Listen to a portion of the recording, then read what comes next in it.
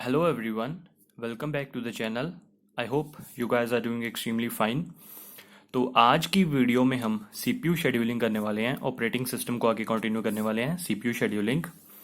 तो चलिए जल्द से स्टार्ट करते हैं। CPU scheduling it is used to select among the processes in a memory that are ready to execute and allocates the CPU to one of them. अब main memory में हमारे पास जितने भी प्रोसेसेस पड़े होते हैं उनको जो एग्जीक्यूशन का वेट कर रहे हैं उनको सीपीयू प्रोवाइड करना, वो किसका काम होता है? CPU scheduling. वो उन प्रोसेसेस को सीपीयू प्रोवाइड कर देता है ताकि वो अपनी एग्जीक्यूशन कंप्लीट कर सकें। अब टाइप्स ऑफ सीपीयू शेड्यूलिंग, हमारे पास दो तरह की सीपीयू शेड्यूलिंग होती है, non pre-emptive, pre-emptive. Non pre-emptive, if once the process have been given to CPU, the CPU can't be taken away before process terminates. Non pre-emptive का मतलब ये होता है कि अगर हमने किसी प्रोसेस को सीपीयू प्रोवाइड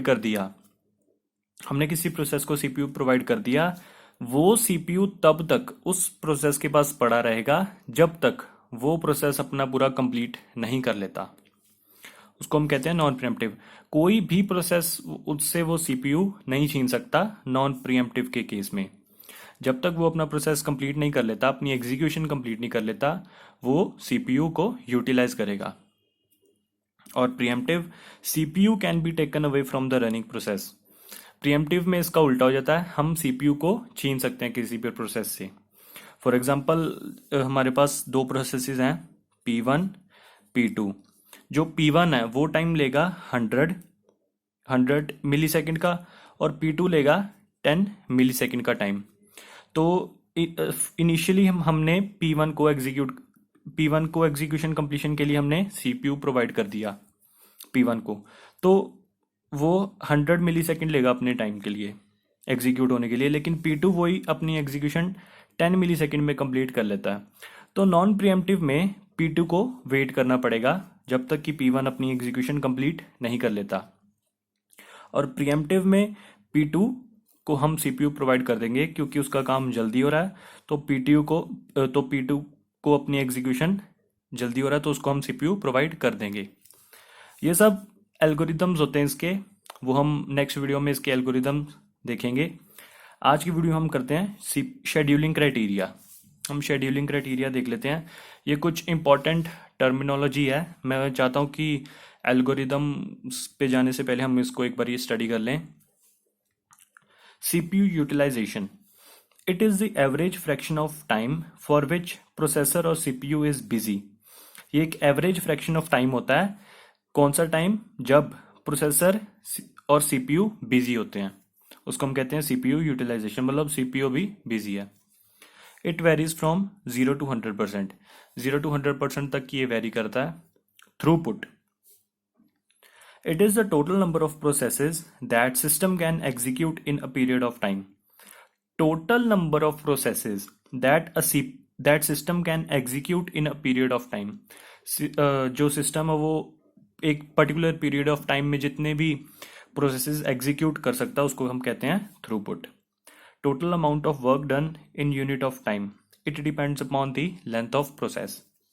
ये इसकी सेकेंड डेफिनेशन है। तो नेक्स्ट आ गया हमारे पास turn around time. Turn around time, total time spent by a process in a system. जब एक प्रोसेस सिस्टम में जितने टाइम के लिए रहता है उसको हम कहते हैं टर्न अराउंड टाइम। ये मैंने इसकी शॉर्ट फॉर्म लिखी है TAT।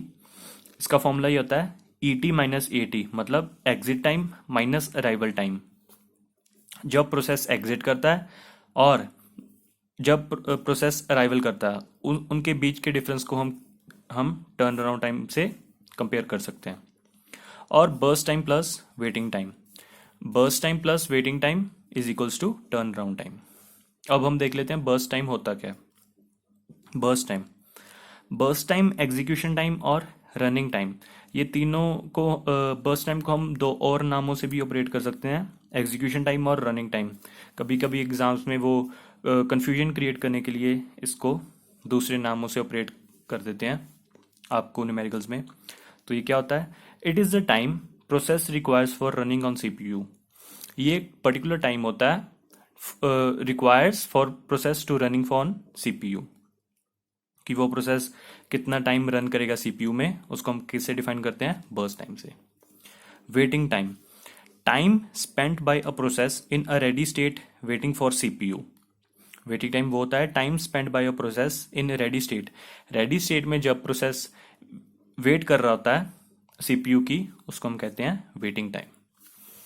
Arrival time, when process enters ready state, जैसे ही वो प्रोसेस रेडी स्टेट में एंटर कर जाता है उसका अराइवल टाइम वहां से स्टार्ट हो जाता है, वो पर्टिकुलर टाइम उसका अराइवल टाइम होता है। Seventh, exit time, when a process completes execution and exit from system, जब प्रोसेस एग्जीक्यूशन अपनी कंप्लीट कर लेता है और एग्जिट कर जाता है उसको हम कहते हैं एग्जिट टाइम। और लास्ट आ गया हमारे पास response time, time between a process enters a ready queue and is scheduled on CPU for the first time, जब प्रोसेस रेडी क्यू में एंटर करता है and is scheduled on CPU, और उसको भी सीपीयू बस मिलने ही वाला होता है फॉर द फर्स्ट टाइम, उसको हम कहते हैं रिस्पॉन्स टाइम। ये सभी टर्मिनोलॉजी अभी आपको अच्छे से क्लियर नहीं होगी, लेकिन जब हम एल्गोरिदम्स करेंगे और साथ साथ में इनको जब प्रैक्टिकली करेंगे तो आपको ये पूरा अच्छे से क्लियर हो जाएगा। तो बस आज की वीडियो के लिए हम इतना ही रखते हैं, नेक्स्ट वीडियो में हम एल्गोरिदम्स को आगे कंटिन्यू करेंगे। Thank you.